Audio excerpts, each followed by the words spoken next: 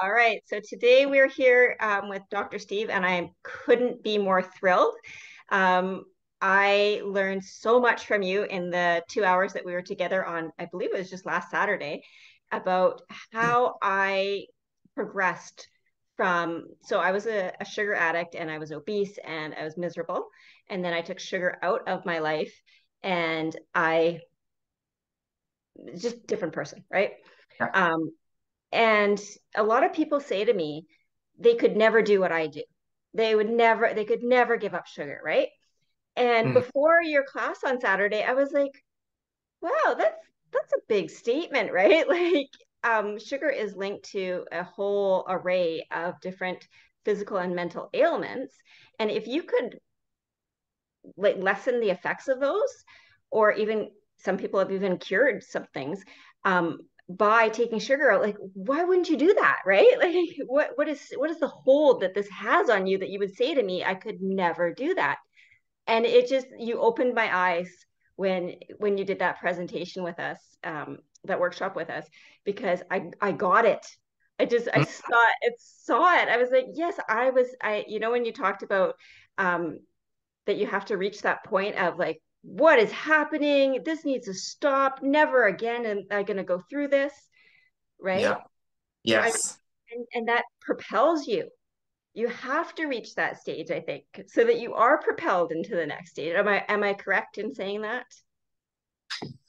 Yeah. I mean, if you're looking to, transform any of your area of your life, I think it's important, I think, for the viewers to, as you connected with, first, maybe just let me unpack a little bit of human behavior first, because I think that's important. Is that our systems are designed to pursue a goal, to pursue objectives. Everybody, every minute of the day is pursuing an objective that they value, um, to whatever that extent may be. So if we took sugar, for example, where I've worked with people with addictions before, is the major benefit that people continue to eat sugar, for example, was a social reason. They had social connections, they had social involvement, and they needed freedom to choose those foods in a sense in their minds, because it was linked to them socially interacting with people, and their social life was woven into their food. And we were raised in that, partly in culture, to associate some socialization, um, uh, and with food. So people need to know, I would say, like that their behavior, their choices, moment to moment, are based on an objective that fills the hierarchy of their values. Things that are most important to least important. And the things that are most important hold the most amount of energy. The things that are least important hold the least amount of energy. So, for example, I don't care too much about technology, and I'll fumble through it. I'll work my way through it. I don't have a ton of energy for it. I have a short attention span for it. I have a short fuse for it. So if things do start going awry, I have very little patience for it. It's just low on my values. But teaching, working with people, helping them to achieve certain objectives and goals, that's high in my values. I could do that for days on end. I can do that relentlessly. I could do that, pursue it, discipline. You can hold my focus for as long as I need. You can spend an entire day with me and I'll hold the focus, because that is what I value. So I have a hairpin thin trigger of patience for things that are lower on my values. And I have an abundance and a wide range of discipline and focus and energy for things that are most important. People just first knew that they are a hierarchy of values in their own mind. And it goes from most important to least important, most energized to least energized. So as you're moving up this scale of deciding what to do with your health, food, food choices, it needs to be linked in with things that are most important to you, especially if you don't naturally demonstrate that it's a high value. So along this growth curve of moving the kind of like standard of your eating upwards in your hierarchy, you reach a point around the fourth rung up the ladder. Whereas what you said is, enough of this, I deserve more than this. I'm drawing a line in the sand. I'm drawing a boundary. That is an exemplification and a sign that is beginning to move up your hierarchy of values. So as you begin to block that out in terms of a boundary for yourself, it's a sign that it's like halfway up your values. And so as you begin to pursue that and maybe associate yourself with people that are like-minded and connected with your objective, they'll help to hold you accountable to keep your energy rising up for you to continue to break through your beliefs and rules about food and just keep preparing you for what is to you an inspiring future. So yeah, it's a ride up of energy, but just for people to know, it's a ride up of through their highest values. And if you're not linking dropping sugar with things that are most important, it's going to be more of a drag because it's not as energizing. So if I'm doing something, I value family, I value my kids, I value being a husband, I value my clients. I link most of my activities in with those four.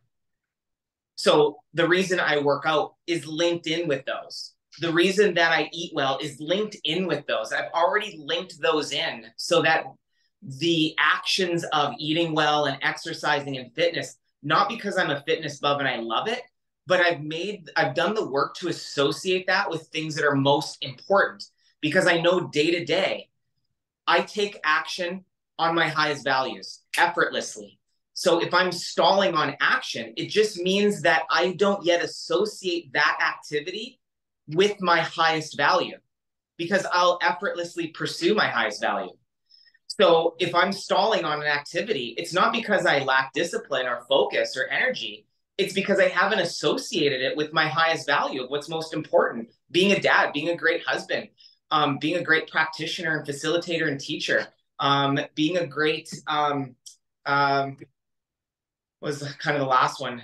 Well, teacher and facilitator are like the biggest ones for me. So everything links in. Everything that I do that's lower priority leans into my highest values because I borrow the discipline and energy from those highest values to execute some of the lower end ones. If I don't do that, I'll notice myself stalling and beginning to label and judge myself like, Steve, you lack discipline, you lack focus, you're unreliable, you're not doing what you say you're going to do. All those are symptom feedbacks to let me know that what I'm attempting to do is not linked with what's most important to me. So that's a huge one for human behavior. If people just understood that they pursue what's most important. And if being sugar-free is important to you, it is important to be considering to link that with what's most important to you. And generally dropping sugar isn't what's most important to people. It's about fulfilling what's most important, whether maybe it's longevity or taking care of family and friends or being able to travel or being like all these things can be associated with dropping sugar because you drop sugar, you clear your mind, you have better brain function, you have better health, you can help to heal and restore certain functions of the body. Like, I mean, dropping sugar is an avenue of mastery and an avenue to go and have a fulfilling life and to enhance longevity. So if you tie in those things that you're wanting to achieve in life with dropping sugar, your likelihood of success is going to go dramatically up. So I just wanted to mention that and just take a few minutes just to unpack human behavior because otherwise I find people in the practice, they beat themselves up for not being disciplined, reliable, and focused. But really that's just feedback to let them know that they haven't yet linked it with what's most important in their life. If they do that, they really rapidly increase the likelihood of success for themselves. I've never heard it worded like that before. That's amazing. That's really resonated with me. Do you have any other tips for the people in this challenge to help them in the next 7 days? Well, I can only attest to the work that I've done with people. And when I've worked with, and I'm going to quote unquote just label addicts for a second, because we're all addicted to something on some level. And in fact, we're generally kind of addicted to what's most important to us. But here's the nuance is when I've worked with addicts in the past, we have made a little list of all the things that they get from whether it was doing heroin, cocaine, drugs, things like that. And we made a little list of what do you actually get from it so that we could expose and reveal what the behavior is providing for them. Then once you get that little list, which I've done with them, we get a list of like what those things are actually providing. Then what we do is we go through and see how else can we get that need met. So finding like 3 to 5 ways for each thing to see how that need could be met that is currently being provided by the addiction process to sugar. And, quick hit of energy. Okay, great. Well, what are all the ways that you could think of that could provide you with energy? And I would make them think about, well, what ways can I provide with energy? And so as you start making these links, I think of it almost like a buffet. Is your mind, instead of it seeing sugar as the prime way to get, let's say, 5 or 7 needs met, we articulate out that instead of sugar being the one, now we have like 15, 20, 30 ways in which those same needs can be met in their life. So now the body, instead of it being so reactive and reliant on one way, it's like it looks at the whole buffet while making choice and saying, okay, sugar's an option, but so are all these other 25 ways to have my needs met. So now it can become more of choice. It's like, well, which one would I choose? No, you know what? Right now, let's say down the road, not during this 7-day challenge, but let's say down the road, it's like, okay, I'm going to choose this little truffle for whatever reason. Or I'm not really going to choose that. I'm going to meet my need right now through this avenue. I'm going to have more conversation and less eating for this particular one, or whatever that kind of buffet of options that we've lined out for people. So that's what I do with addictions process is, A, what are you actually getting from it? Because you're getting something from the addiction. You're getting something from it. The identity will only move on something if it feels it's fulfilling a value or a need. So you're not going to do it if you're not getting something from it. So you don't have to beat yourself up about it. It's just identify what you're getting from it. Once you identify what you're getting from it, ask the question, how else could I get that need met? And 3 to 5 ways in which you can have that need being met. So you're rhyming out a new options for a future that can choose differently. So I find working with addicts that way, and I'm not calling people addicts, I'm just saying addictions, is addictions needs options because the addiction has one way of doing things, and it's reflexive. So to give the system breathing room and the mind some breathing room between choices and options, we need more options to fulfill those needs so the mind feels safe and secure that it can have the needs met. And it doesn't have to just be sugar. So that's the way that I've worked with addictions process, and it's very effective because it empowers the person to be able to make a choice instead of it being knee-jerk. Okay, excellent. Okay. Now, you mentioned, which I thought was great, about sugar giving you an instant energy boost.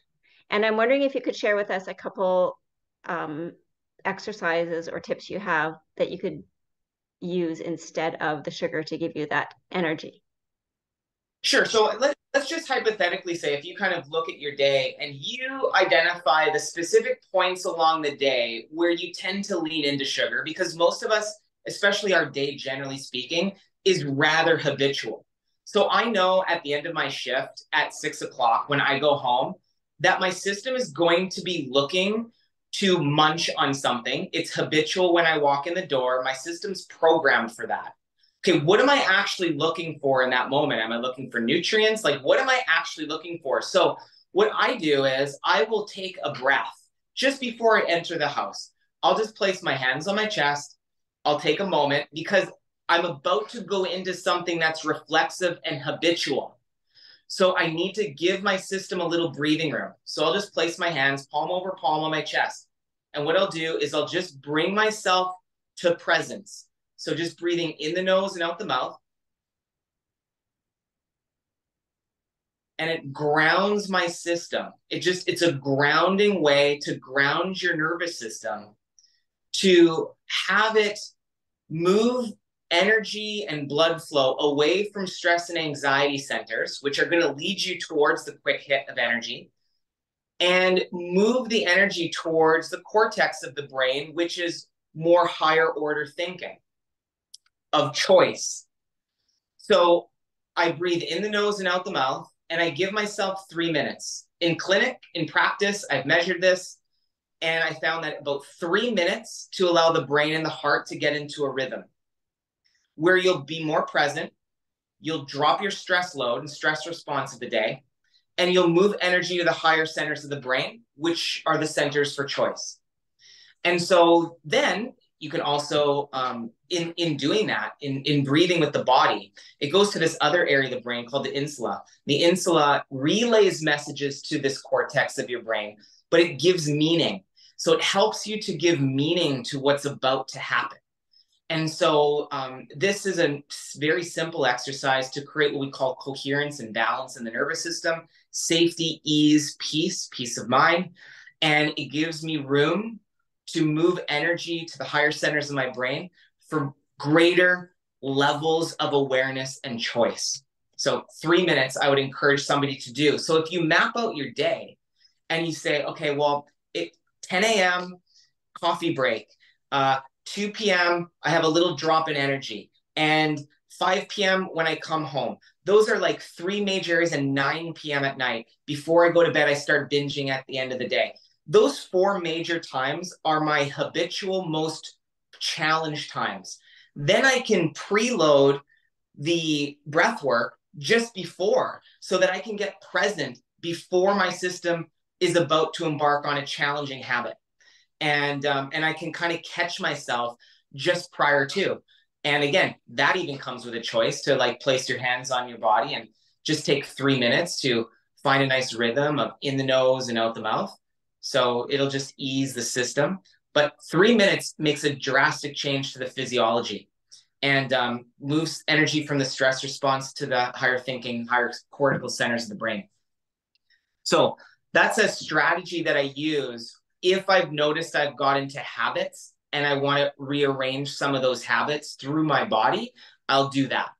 So the mind work that I do at the beginning to rearrange things, and breath work, to me, 3 minutes gets you into a balanced, coherent state to be able to make a better choice for more presence and more awareness.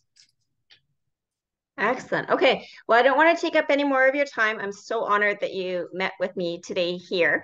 And can you tell us a little bit about the programs that you offer for anyone who might need a little bit more help than I'm able to give them through this challenge?